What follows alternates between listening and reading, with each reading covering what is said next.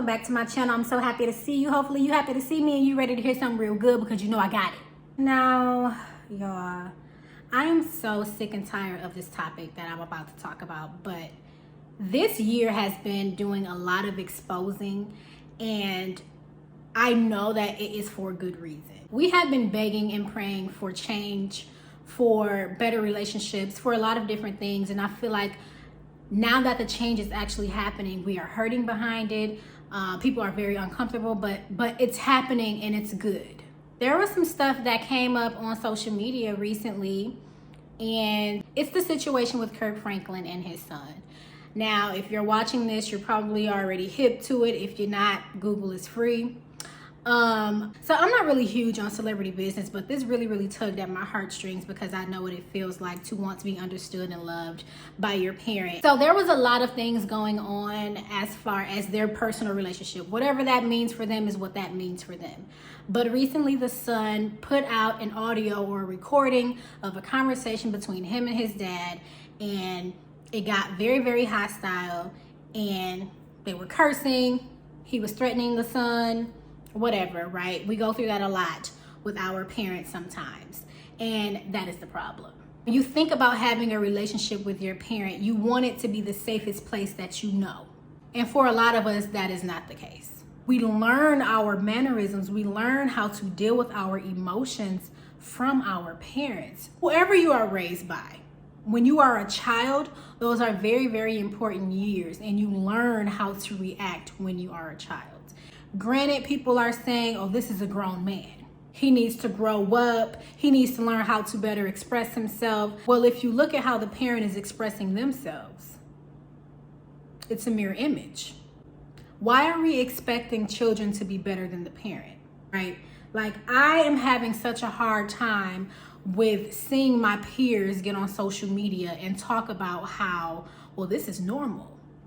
Yes, it has been normalized. It is not normal. We've been conditioned to think that verbal abuse and physical abuse from our parents is normal, and it is not. It is traumatizing. It changes who we are. It affects the way that we deal with people that we love. It affects the way that we have romantic relationships. And then we have children, and our children learn exactly what we've been teaching them. It is a cycle that keeps on continuing, when actually generations should get better each time.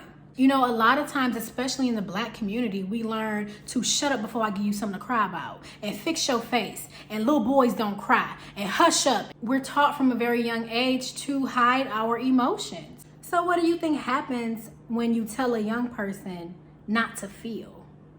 Well, they do other things to express their emotions, like they get angry. They throw things, they fight, they're bad in school. When you try to tell them something as a parent, they don't want to listen because they have so many bottled up emotions and they don't know what to do with them. Personally, I never knew how to deal with my emotions. I was a very sensitive child. I cried over everything. And because I was that way, I grew up to be a grown woman who still didn't know how to handle her emotions. And I took full responsibility for that and took myself to therapy and got the help that I needed. And I'm still working on it to this day.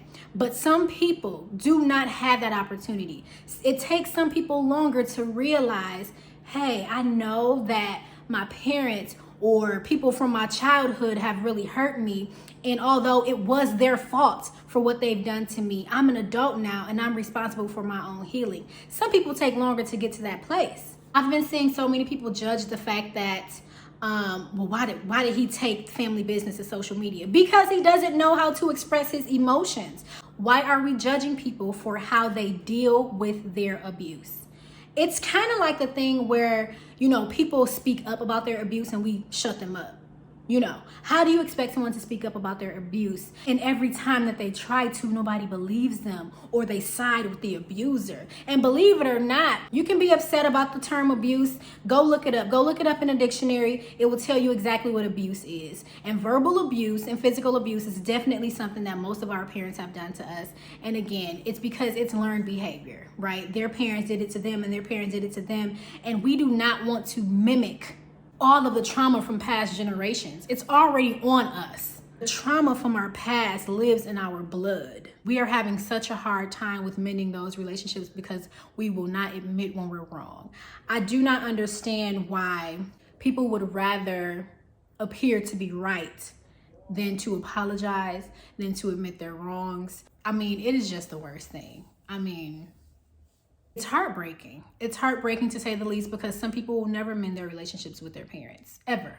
A lot of people are saying, well, you know, he just wants attention. Yes, he wants attention. People who are attention seekers did not get enough attention as a kid. I don't know why that's so hard to understand, but people who seek attention are really seeking love. They're seeking validation for how they feel.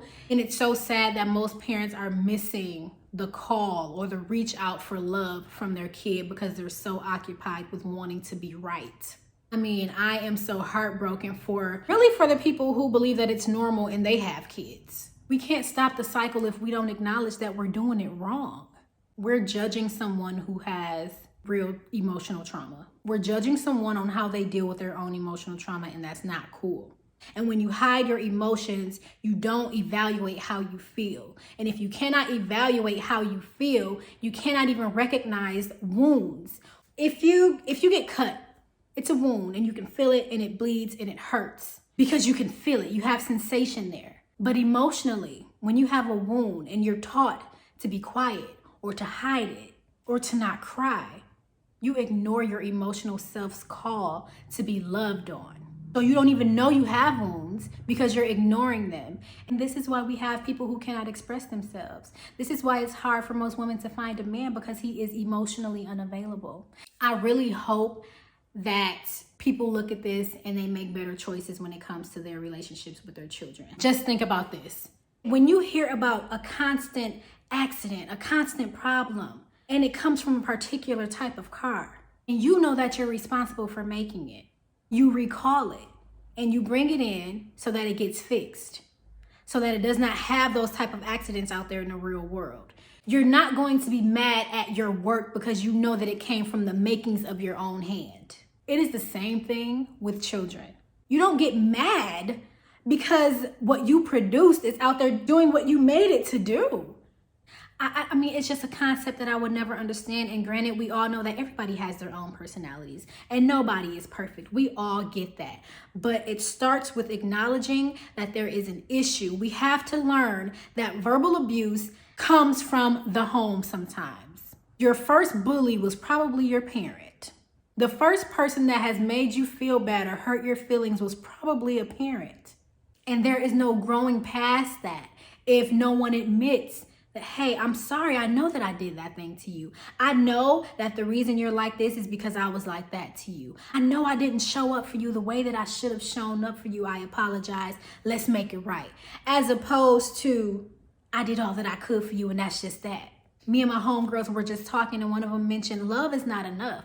Just like if you marry a man and he loves you, that's fine and dandy, but does he respect you? Does he show up for you? Does he protect you? Does he make you feel safe? If you ask a lot of people why don't they have good relationships with their parents, they will probably say they did not cultivate a lifestyle or environment that felt safe enough for them to trust their parents. And at that point, you have to realize as a parent that your child's emotions toward you are not fake. That you don't get to tell someone that what they feel about you is wrong because that is their truth. But wondering how and why is the first step to fixing it. You are not allowed to say, I'm not mean to you. I'm not hateful towards you. I didn't hurt your feelings when I said that to you. That ain't even hurt. You don't get to tell someone that what they felt is a lie. Emotions don't lie. We have to start standing up and saying, hey, I am uncomfortable. I am unhappy. You hurt me. This is what you did to me. Most of us just really want to be loved. And when we constantly ask for it and we don't get it, then that's when we start to shut ourselves off. If you feel unsafe, if it is causing you stress and anxiety because you are constantly ignored or invalidated in the way that you feel, that's not a healthy relationship. For some people, there's only one constant unhealthy relationship, and that is the one with one or both of their parents. It's not relationships with other people that are constantly happening because people come and go. But the one relationship that you have forever is the one with your parent. One of my favorite authors, Lisa Nichols, she says she checks in with her son and says, what would you rate our relationship? And one time he rated her like an 8 or something like that out of 10. And she said, well, what about the other 2 points? What can I do to make this relationship better? And that is the energy that most of us deserve. Children deserve healed parents. Children deserve a parent's attempt to love them better. And I respect that to the fullest because it shows that she cares about having a healthy relationship with her child. It's one thing to say, I'm healing and allow me time, I'm getting there, but it's another thing to say, I'm not wrong in how I've gone about treating you, and you just need to respect that. Well, the thing about that is it's very dismissive, and it gives the impression that you don't care enough. Because when people care about you, they do things to show it. And when we treat people like they are just an option in our lives, we welcome other people into our lives that treat us the same. There is so much more to be said about this, but I wanted to make this a quick video. I would love to know your thoughts on this and would like to discuss it further. If you guys are interested, let me know in the comments below and we can go ahead on and talk about that some more.